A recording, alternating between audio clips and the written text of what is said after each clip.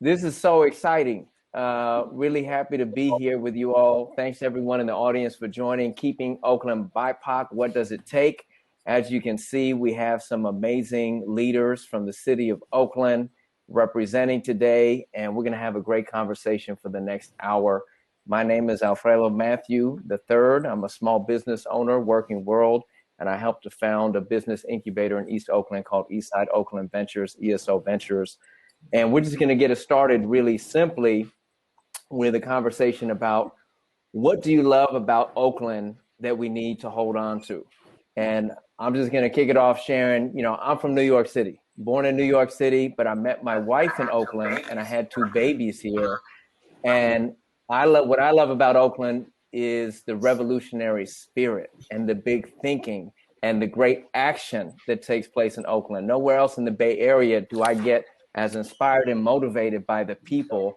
So I'm going to pass it off to Miss Regina Davis. If you can share, what do you love about Oakland that you want to hold on to? Like you also, what I love about Oakland is just the successive generations of activists, where no matter what the situation has been, like if you take that Manyweather family who back in the 30s tried to keep them from tearing down West Oakland for Peralta Village.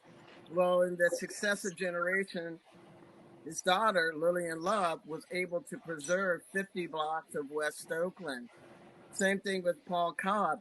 His dad fought against the Grove, the Cypress Freeway. Wasn't successful, but in Paul Cobb's day, he fought against the rebuilding of a freeway that divided West Oakland in half and got it realigned over to the port. So it's just all the successive, work that people have done. We've got this deep treasure trove of how we win.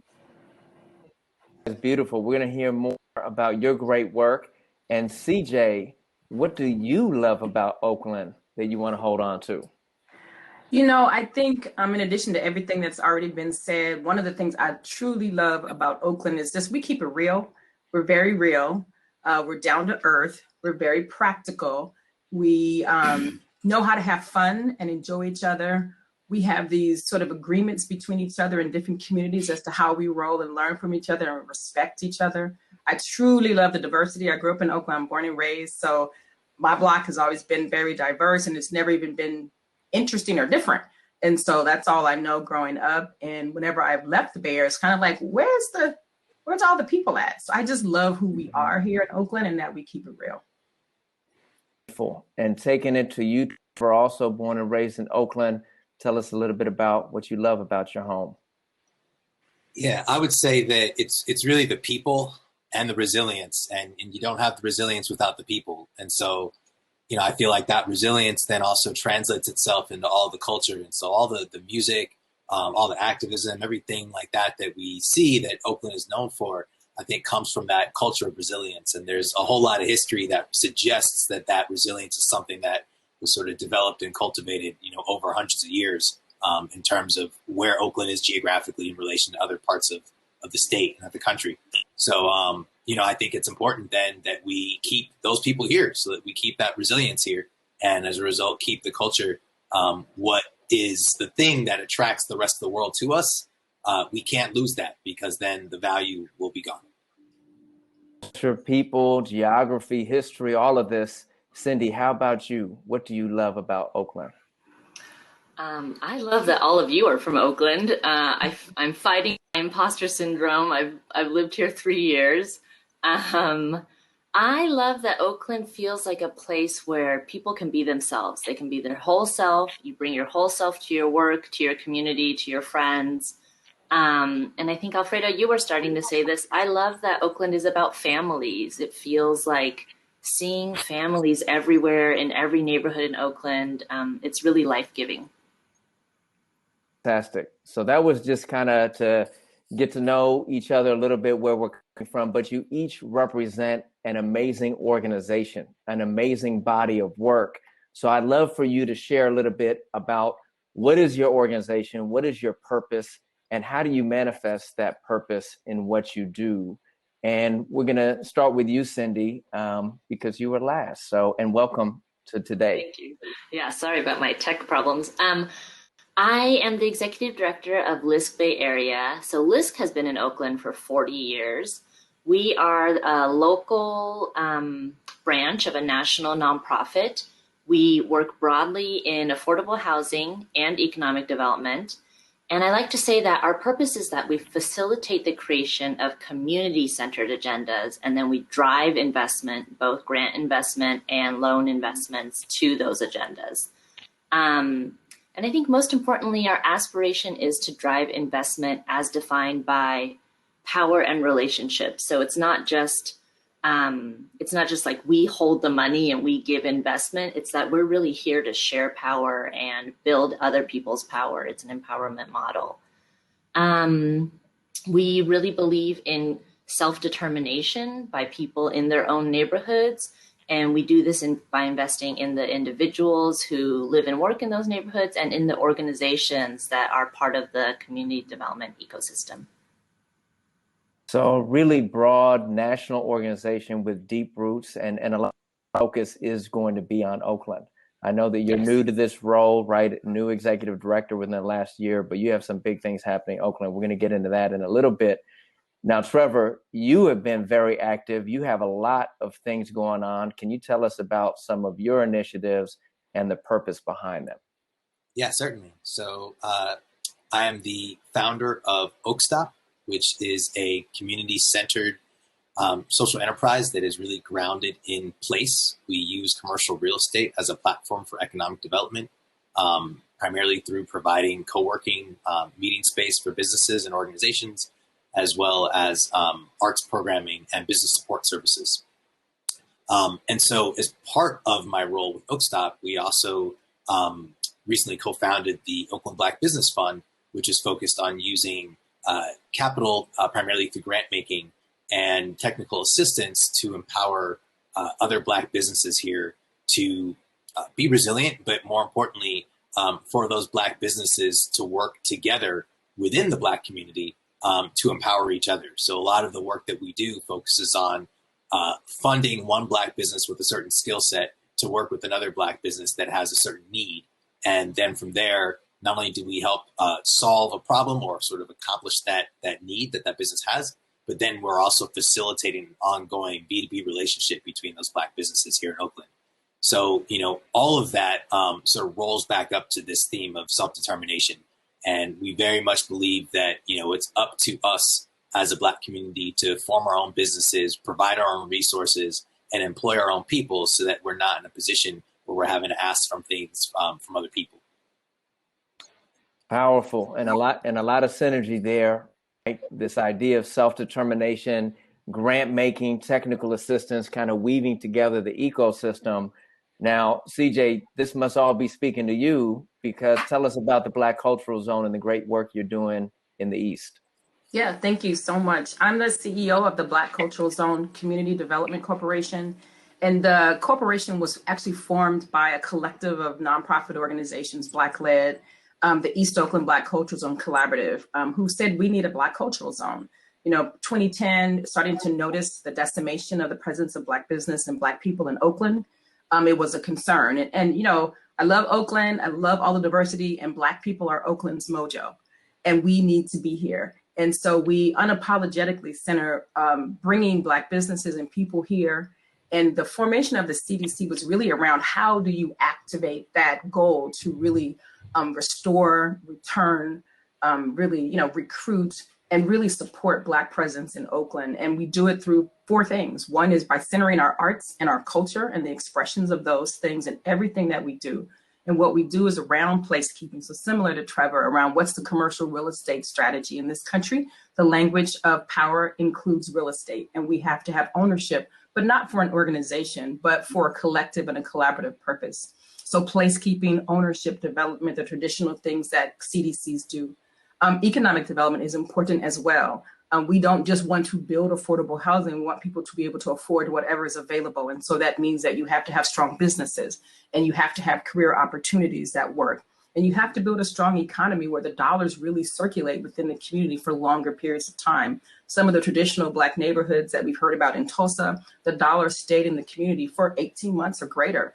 And we want that to happen. And we have to do that through an economic development strategy. And then finally, just quality of life. I am born and raised in East Oakland, and it is just traumatic sometimes to drive up and down the streets to see what it looks like. And so we have a right to love, to place, to peace, to safety, to security, to all the assets that any neighborhood has. And so we are working hard with the collective of hundreds of nonprofits to do that work, to really center that work and focus on legacy Black communities like East Oakland to say, where is it at?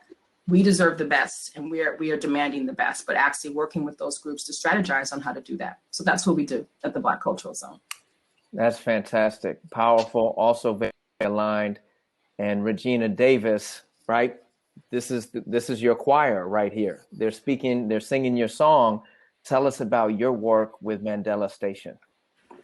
Hey everybody, it's great to be here with friends and colleagues, and I am really, thrilled about this moment in time for Oakland, where, I have a background in building affordable housing in the Bayview and other areas and cultural facilities as well. And so to me, I really wanted to do something in my home base. I'm talking to you right now from West Oakland. I've lived here for over 20 years, and getting involved with the Mandela Station project really was a dream come true, to be able to create a center, place of entrepreneurship with a very diverse team, and at a scale that would really matter, that would really make a difference.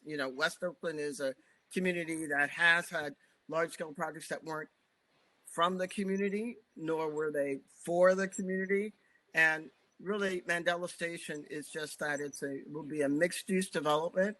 I don't know if you guys are going to show the video, if Alana has that now.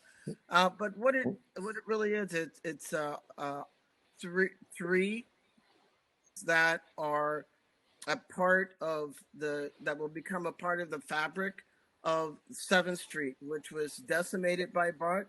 But in this case, we're using the BART site to bring opportunities for businesses, opportunities for affordable housing, and opportunities for market rate housing, and to bring shops and open space and the previous one, Deanna Van Buren was talking about how we need beautiful places for us to gather, and this will definitely be that place. So we're excited. We're excited that the last 4+ years we've been working with the community. So this was a development that was developed with the community at all different levels, whether it was talking to small businesses like Trevor's, whether it's talking to arts organizations, arts collaboratives, and individual artists. Art is a key part of that development. We've been able to work also with, and I hope we're going to get into the financials of later, but to me, this type of development will be a place where myself, my children, the business colleagues can all gather and have a prosperous life in West Oakland, because that's something that, we've kind of lost that belief in Black people from West Oakland being able to prosper. And we really need to restore that. So it's not, Mandela Station isn't just about one project or one building. It's really about the whole 7th Street corridor being able to enrich and nourish, the 30,000 people who live here. So we are going to play that video because I think, right, the visual is going to help people understand what this really is, but we're going to tee that up in a little bit. Let's go back to this idea of self-determination, right? Everyone is talking about hey, how do the folks who are from the community have a voice, have ownership over the community, right? How is this a collective piece? And part of, but communities are always changing, right? I've only been in Oakland for 12 years. It's changed a lot in the last 12 years. When I did a little research, the Black population of California has gone from 7.7% to 5.5% over the last 2 decades, right? With ESO, a lot of the entrepreneurs that we work with no longer live in East Oakland. They live out in Pittsburgh, or they live, in Antioch. They live in different places, but they still feel connected to East Oakland, but they're no longer necessarily still living in the community. It's just too expensive. Oakland has just gotten, through the roof expensive.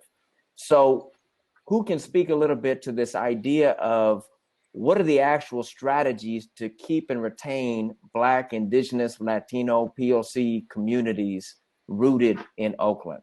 And maybe I'm going to go to you, Trevor, first, if you can just talk a little bit to your approach. Yeah, so I think a big part of it first is that we need to focus on that macro problem. And in doing so, then we need to unify and focus on solidarity, because it's a really big problem to address. And so what we are faced with is long-term impacts of, our position in this country, from being brought here against our will to then being disenfranchised once we arrived here. We're still now facing all of those impacts. And one of the core components of that impact is divisiveness. And there's a whole lot of divisiveness that exists in our community and plagues our community.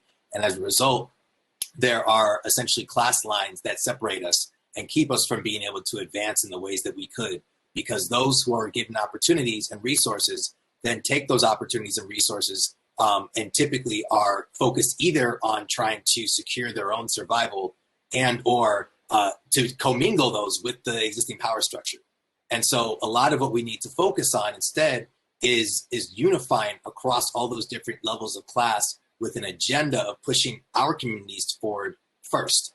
And what that means then is getting people who have opportunities to then bring those opportunities and those resources into the greater community that they identify with, to start creating businesses that will employ other people from the community, to start investing in real estate that will be able to serve that community and be owned by that community, so that those who have fewer opportunities, those who are in a different part of the class spectrum, will have a chance to start to grow based on the resources provided by those who have been granted those opportunities.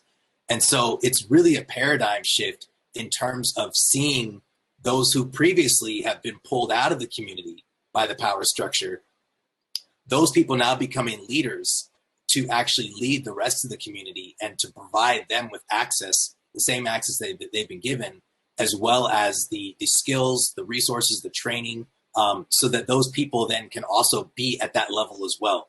Ultimately, I think we want to get to a place where our community is much more flat in terms of class, and that we don't have, upper and lower bounds. But the only way to accomplish that is through people being able to basically hand some of those things back down to those who have not had those same opportunities, and take the next few generations to get there. So that, again, we're now in a place where we can create our own communities, our own towns. There is no Africa town in any city in the U.S. There's no Black town. We don't even have that infrastructure to say this is a place that is here to serve our people, where it's our businesses, generations of our real estate, our housing. And when you go here, you get here in such a way that you can see when you're in the street that is, a Black district in the town that is, solely sort of controlled and owned by that.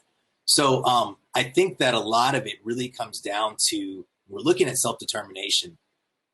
It looks at how do we look into ourselves, not as individuals, but as an entire community at all spectrums, and then focus on creating the same exact nation, essentially, within this larger country that has all the same infrastructure that the mainstream has, so that we don't have to rely on outside infrastructure to provide our community with our basic needs.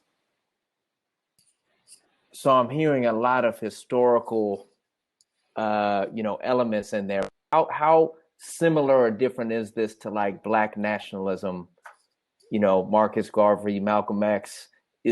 Are you pulling on that tradition? I'm drawing from that entire lineage. You know, Yeah. I'm Marcus Garvey, Malcolm X, Huey Newton, Tupac Shakur. You know what I mean? Like Yeah. that whole lineage is what I'm pulling from when I'm speaking about all these things. And if you listen to all those people speak, it literally is as if they are from the same lineage, because they're just the same message, just, you know, spread out over the course of, say, 30 to 50 years. So there's tremendous tradition, lineage, right? This is a struggle. CJ, where does the Black Cultural Zone fit in as you have a similar approach? How are you approaching this idea of self-determination?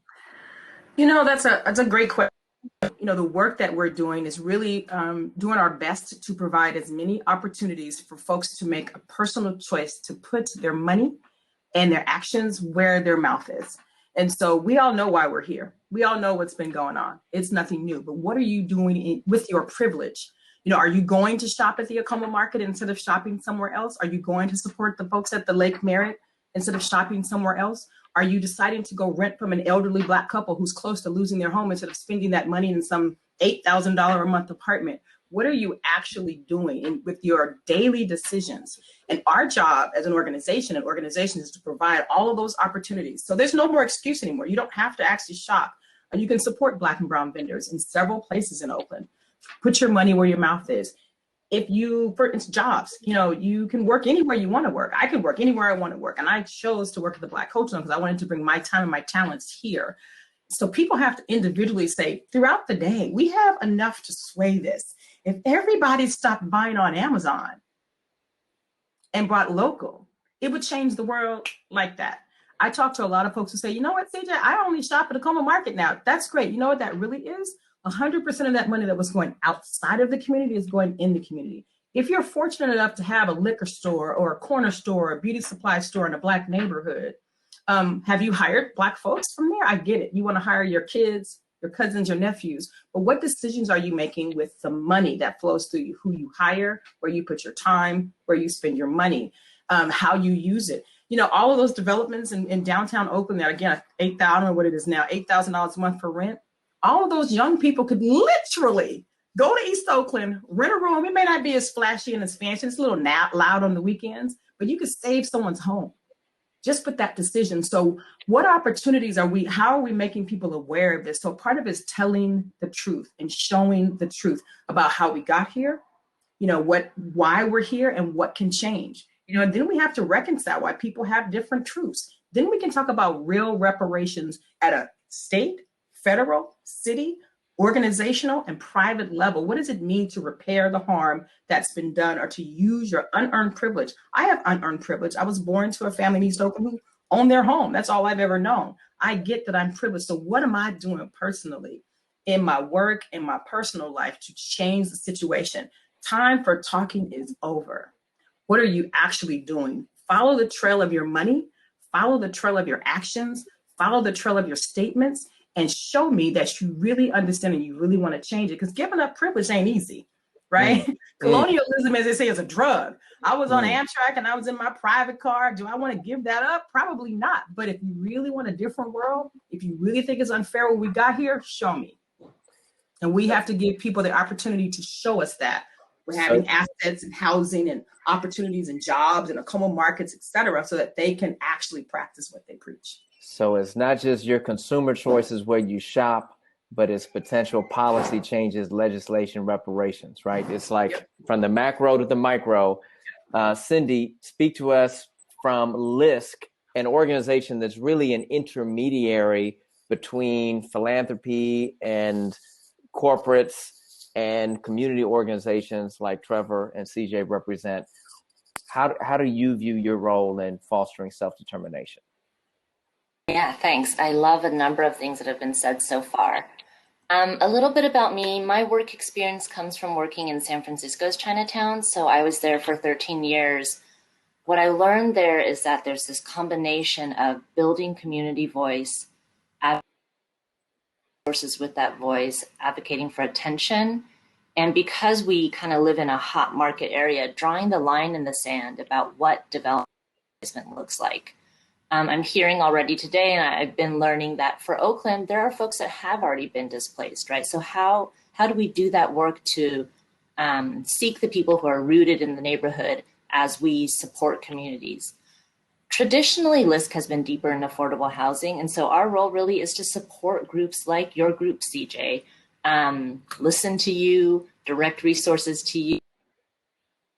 Only direct resources, Trevor, you said, not commingle with the existing power structure. Like, how do I transfer these relationships to you? What does it mean to empower the organizations that are working on the ground? I think that that's what I really want to be thinking about.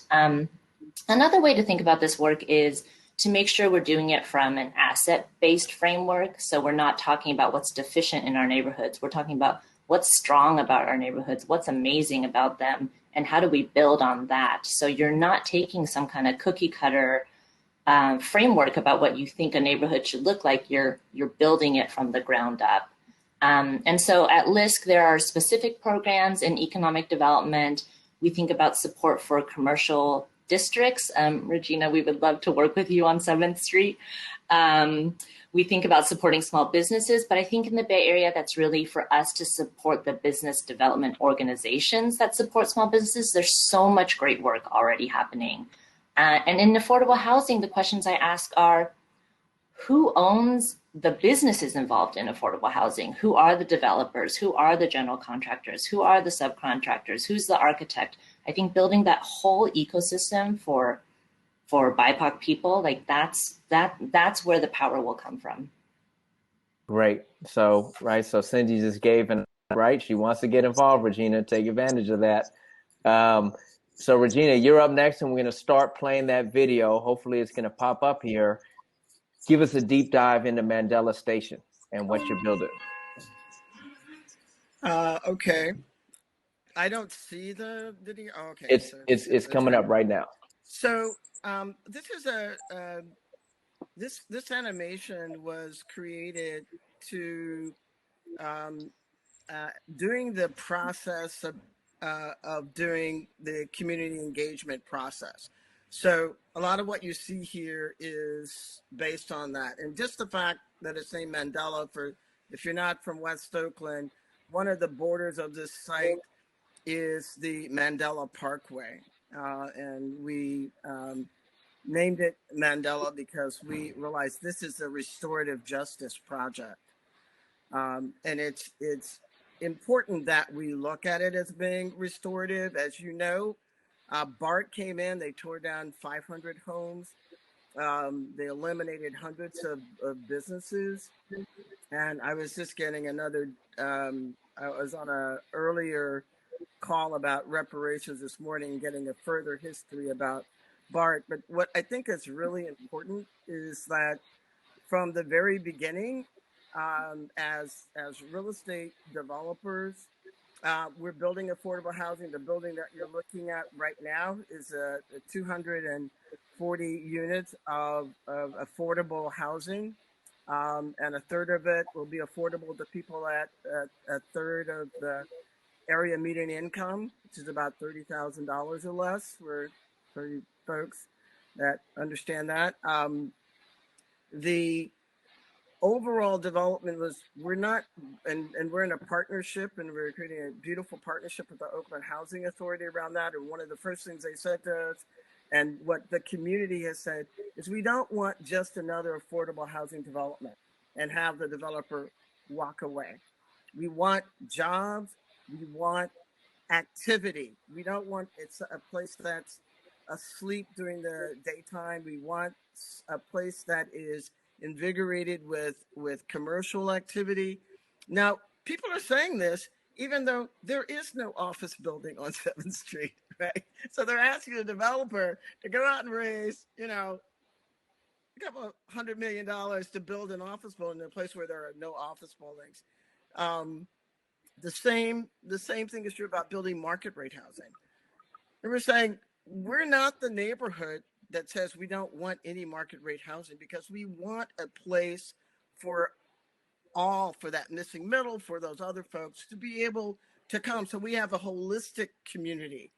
And we want something that reflects our culture and that reflects our need to have open space. green space, and the ability to have a gathering space where there are places where we can have restaurants. And also, somebody brought up Mandela Foods earlier, and in talking with them, the Mandela Foods Cooperative, they said, we don't want to just be a bigger foods cooperative. We want to become a generator of other healthy food places. And so when we look at this, it's a place to have businesses that, yes, sell directly to the consumer, but also accelerators that generate new businesses. So I know my video's gone, but so, when we think about this, it's not just about the physical buildings. It's really about the people and how they can take advantage of these developments, not just once it's constructed in a few years, but generation after generation. I love the big thinking, right? It's not just development, it's developing the community for generations to come. And when we first started speaking, you're talking about, we got to talk about financing and how these things get financed. So what is your approach to funders, investors, and the city of Oakland, right? Where are you getting support? Where do you still need support? That's a slow pitch, right? So one of the things that I want to say is that when we started on this project, that the folks, so far, all the money that's been invested into this project, which is millions to bring it to this floor, are all people of color. Because the truth is, folks don't really believe in our communities. I'm sorry, but we hundreds of private equity funds, pension funds, public pension funds. I'll just go on and on. And it's hard for them to believe in our futures. That's just the bottom line. That we can talk to them, we can negotiate, and then when they get down to almost to sign, they're like, you know what? Why don't you just let us take over the project? You can stay in front, but we're going to drive this process. And I'm talking about in 2020. I'm not talking about, 30 years ago. I'm talking about now. Okay. Yeah. And it's important for, one of the things that I can ask, I'm going to ask people in our communities to stop talking about gentrification. Start talking about what do we want in our communities, not what we don't want. And I appreciate all the advocacy and all of the, stopping bad projects from being built in our communities, et cetera. But the truth is, we need to create a culture of what do we want in our community and how do we get it? We need to have that level of storytelling about our own future, our own Wakanda. How do we see ourselves in the future? So Regina, if people want to invest in Mandela Station, is there a vehicle to do it? Yes. And we do have private investors. So I'll just, just to give you some indication, so I'm not just sounding like the person coming to complain. For example, Dr. Mark Hanna was the first person to invest and have us keep moving this project forward. He was a part of Silicon Graphics back in the day. He believes in us, still invested in us. Mm-hmm. People like Victor McFarland, who has had a history of building in inner cities when it wasn't popular, and is now building probably one of the biggest buildings west of the Mississippi in Los Angeles with some other investors. But he invested millions to keep this project going forward. It's very, there's what's his name? Beast Mode, Marshawn Lynch. Marshawn Lynch. and he So invested so in his you have your project allies. because he Yeah. grew up 2 blocks from this site. He works with his foundation, works with kids in the West Oakland neighborhood. So they believe in the future of our community. So those are the people invested. Now the door is open for all investors. I hope there's a great person. Is the city of Oakland Not a is the dime. city of Oakland at the table? Not a dime. And you know, Not a dime. I want to say that one of the things that I think is really important for us as, I'm just going to say, as Black people to understand is that we have to invest in each other and then create an advocacy piece, which is what all our community engagement has been around, to keep moving it forward so that we convince city officials to make investments, right? So that we convince national, organizations to participate in these developments. So that is, Regina just brought up a lot of wonderful points, Trevor. I'd like to hear your response. How do you view investors, funders, the city of Oakland? Like, what role are they playing and should they play? Yeah, so I mean, picking up on what Regina was saying, I think a big theme here, or the big concept here, is that if people aren't, us, they're not coming from our communities, they don't believe in our futures. They don't, think about us accomplishing these things. And as a result, their methodology when they're looking at investment is terribly risk averse, and they already look at us as being at risk in general. So the likelihood that then they're going to invest is very slim, because they're not approaching it from a position of, I want this to work out because I believe that this is going to do so much for this community that I care about, that I'm already invested in personally and even spiritually. But instead, it's like, let's make sure this is a sure thing. Let's do this underwriting in such a way where we know that this is going to work for us perfectly, despite our biased sense of what the risk looks like. So you take both bias, and then you also take a certain approach to risk and underwriting, and you basically get a situation in which deals aren't being done, because both of those factors combine to make a very, very poor case for that investment. So, with that being said, as Regina's saying, we have to look to our own communities to get this investment to the point that then these other people outside of our community, they're only investing once they already see that the thing has already taken off and that it's a safe bet. Because again, a safe bet means that there's no belief there. There's no desire there. There's no will there. There's no aspiration there. It's just making money at that point. And that's all these other folks want to do, like they've been doing with us since forever, is just making money off of us. They don't want to put money into us to help us make money for ourselves. Right. That's not what they're looking to do.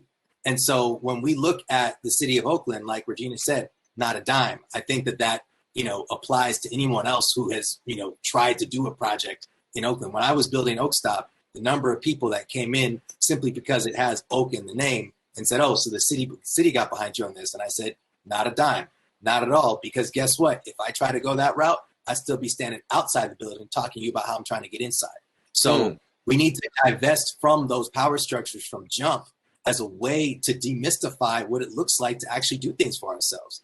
And we've just gotten we've gotten sort of deluded into believing that we need to always go and knock on those doors to be able to get something from them to then do something for ourselves. And that's the cycle that we're getting trapped in. So even when we look at things like this notion of talking about gentrification, it's the same concept, just flipped, where now we're looking at somebody else coming in and taking the power from us. What are we going to do to build the power within our own communities? Right. So when we look at investing, and we look at investing within our communities, we need to start revisiting the way that we're looking at underwriting criteria. We need to understand that most traditional underwriting criteria is biased, because the whole idea is that these all came from systems where there was banks and other people holding funds that were trying to make sure those funds stayed in their community. So they created structures and criteria that said, oh, well, if you have this, if your grandfather was a slave, if this and that, you're not going to get this money because we want to make sure that it doesn't go to you. And over the years, it's just transmuted and become more cryptic so that we can't look at it as being what it is, which is racist. And instead, it just ends up being classist. It ends up being things that are barring us from getting these resources that somebody else will walk in behind us through the same door, but look different and get the same money without the same, sort of profile. And so we need to change the way that we look and design our criteria. Number one, in a way that actually looks at the abilities and sort of and credibility of the people that we're trying to fund, and how do we measure credibility, right? But then we also need to look at it purely from an economic justice lens and say that there's no way that this person is going to be able to have such and such credit score or such and such debt profile because he's coming from generations of not having those things. So the only way for us to be able to invest in them is to ignore that piece, because that's got nothing to do with it. That's 2-3 generations back that they got this profile.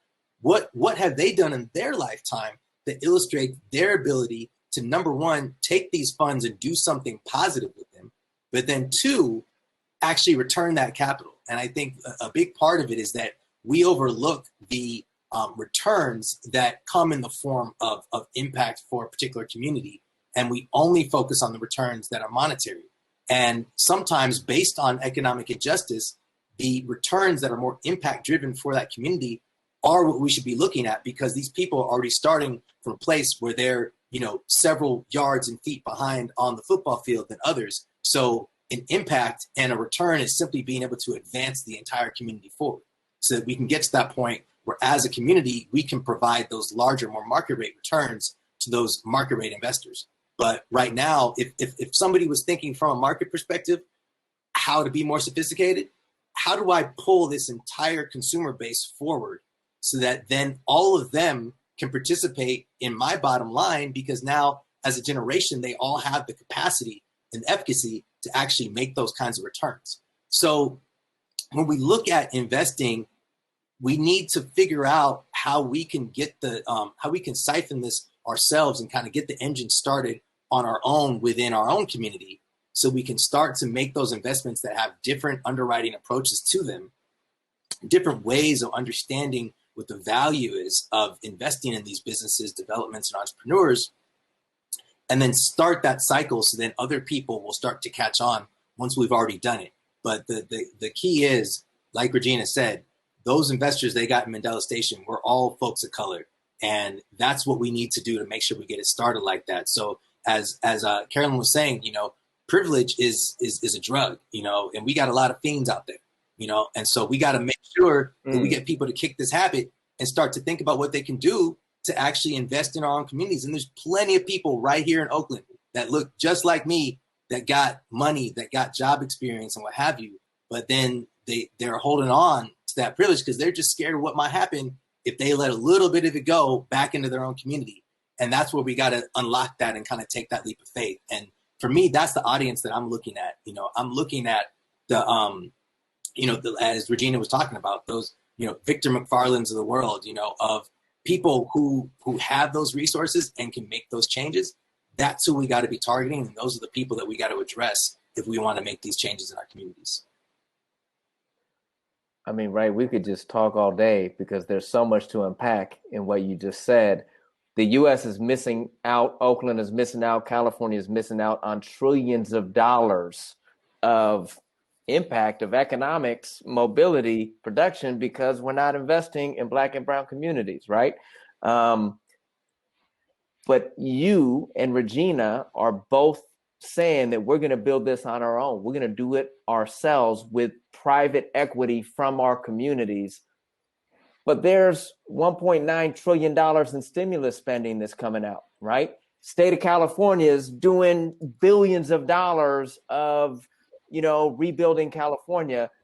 Shouldn't we also be positioning ourselves for those Absolutely. public dollars? And I want to correct you. There is no way I'm saying that I'm going to build an $800 million development with only Black dollars. Absolutely not.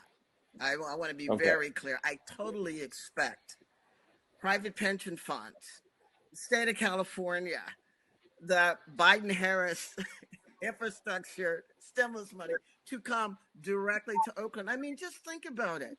We always say in real estate, what's the most important thing, right? Location, location, location. You get any map of the Bay Area, West Oakland is literally the crossing of the Bay Area system. We're the place where it all comes together. So no, I'm totally expecting private family investment houses to come to the table. People who say that they're have these, socially responsible funds and sustainable. I mean, this is a green project. We were able to get an affordable housing sustainable communities grant because it has so many green features in it, and it has such a deep level of affordability in it as well, and that it brings services to a place that will lacks them right now. So no, I'm not letting anybody off the hook. We're not turning away any funding. And you're going to pull all that funding in because there's a lot of money coming down the pike. Absolutely. CJ, how is this making you? What is this making you think? I'm so glad you said that, Regina, about holding the pension funds accountable, because I think we have to remember about the truth. The state money, the government money, public pension fund money is held on behalf of the people. And the majority of those people are people of color. And when you look at public pension funds, for example, which a lot of money comes from Black and brown people, less than 2% of it goes to even Black-led or BIPOC-led venture capital firms, and less than that goes to deals. So part of it is telling the truth and providing a pathway for them to do what they need to do. But I think one of the things that we just have to, I try to understand sort of like what happened. Indigenous cultures, tribal, maker cultures, cooperative, collaborative cultures, as opposed to what we have now, which is sort of a mimicking a feudal system, right? Where we have these lords and we have these intermediaries who don't even realize that they're holding up this system of sort of takers and me. And so we have to call those people out because there are good folks in the state and good folks in venture capital. And they somehow, by the time they get through the underwriting thing and everything that's really stacked to support the system, we have to stop and say, we cannot really make a change unless we really make a change. Little tweaks, little things like that don't work. And I get it. We have to kind of operate where we are in this system that is really a taker culture, low grade capitalism. It's really about exploitation and extraction. I mean, when you come to me in opportunity zones and you say, I'm going to reinvest my money I've already gotten profits from, and I want to get a 45% return on top of that, that's just straight up greed. I mean, at the end, that's just greedy. And so we have to let people understand that the kind of society that you're helping to create, where there's less and less in the middle, at the end of the day, at some point, it's going to truly topple. And is that what you want, where the money, the wealth will be held in like 7 people's hands? It used to be like that in Oakland, where literally there were just probably 8 people who own most of the commercial real estate in Oakland. Is that what you want? And I think people have to examine themselves, tell the truth, and then to each other and to themselves about what it is that we're doing.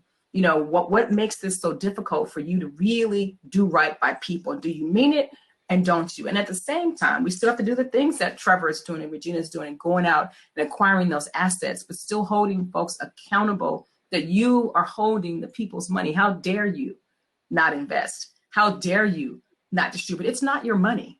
It belongs to the people. And what does that look like? How do we really reconfigure and reimagine a different society?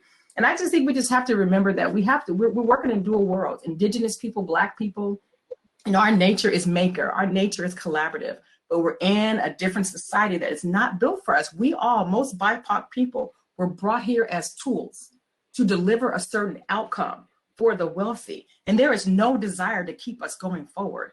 We have to literally say, how do we band together with our cultural elements, with the way that we move, and still navigate this world of a foreign approach to the world? I mean, who literally can get off of a freeway and drive past a homeless encampment in one of your 7 cars to go to your second home? I mean, there's something missing there in terms of soul. And that's okay, because again, we just have to elevate the fact that it's not right. There are different pathways, but also manage our expectations about people who are really guarding a system where there are lords in this country, right? And then there's the proletariat and the enslaved class, which is what we are. We're all a couple of paychecks away, many of us. And so we have this imagination that we're actually successful, but it's all still on behalf of a system that doesn't work for us. So what do we do? And I go back to that individual choices that you make in all the levers of power that you have. Who do you hire? Whose board do you sit on? Where do you spend your money? What do you say? Where do you go? What do you do? And that's all we can really do. And at the same time, we have to organize ourselves and understand. I always say this, and I give this example of, we're playing this complicated chess game, and I am not a chess player. And we don't even know who the players are on our side. We don't even really understand what game that we're playing. We have to map out and understand who is where, who is doing what, collect ourselves together, and decide what is our strategy. What's your role, CJ's organization? What's your role, Regina? What are we doing and where are we trying to go? We are not trying to reinvent the system that we're in. I don't want to build a bunch of Black wealthy millionaires or billionaires now. That's not what we're trying to do, right? How do we convert that mentality? Because it's been 400 years of people really beating down on us that we have to stab them. The only strategy they have is divide and conquer. And so the opposite of that is to not be divided and to not have a conqueror mentality, to not mimic what we see. And so it goes back to you really, I call it the bubble bath champagne moment, to really get and understand, who are you? What are you really saying? Are you really willing to give up privilege? Are you really willing to make those sacrifices? And then again, show me. And how do we do that? So I'm always thinking about you, because I'm so done with talking. Talking has got us here. Thank you, CJ. All right, a lot of powerful stuff. Cindy, from your perspective, intermediary organization, how can you start to weave these different initiatives together and elevate it? Yeah, I'm learning. I love it. I heard something about the methodology of how we look at investment and wanting to signal to people to say, I believe in you. I want to lend to you. I believe in your future, right? And that's the long game. How do we change the structure, the underwriting to get there? The short game for me, I think, is translating what communities are saying they need on the ground to investors and lenders, and talking about a different way to measure impact. And it's probably going to be slow. Everyone wants to measure impact just by the percentage return that they get. But how can we talk about what this, Trevor, you spoke to, what does this build for us as a community? What does this build for us, if you want to talk about it just in dollars, as people that have dollars to spend, right? Let's think more broadly about what return is and reach the impact that we hear folks on the ground saying that they want to see. So I'm writing in the chat, right? The methodology of finance. How do we think more broadly, right, about that? That is something that is coming up again and again. And I don't think that we have to wait. I think it's happening right now. No one here is waiting, right? Like, there's opportunities right now. So we only have 4 minutes left. And I just want to end with a quick whip around. Why are you so hopeful about this moment? Why are you so excited? And I'm just going to share from my own piece, right? We're working on legislation right now, ESO Ventures, California Capital in the Community, to get early stage seed funding for Black and Brown entrepreneurs in California. $32,000, 2 to 4% low interest. We got to rewrite the underwriting to make that capital accessible so people can build businesses. Now is the time. California actually has a surplus. They need to figure out what to do with it. So going to you, Regina, why are you so hopeful? What are you excited about? Yeah, Quiza's kept, I met Carolyn, not in Oakland. We met in San Francisco at a CDFI. I was on the board and she was on the staff there, called Community Visions. And, I think what's really important back in that time, what we're saying is we need to double the fund. We need more money. We don't need more careful managing. We don't need more, certification by areas. We don't need that. We need more cash, and we need to be able to take more risk. So as on the loan committee, so I understand the all the underwriting. But to me, when you want to make change, you have to do it differently. And what makes me hopeful is, number one, there's a ton of more money, a ton.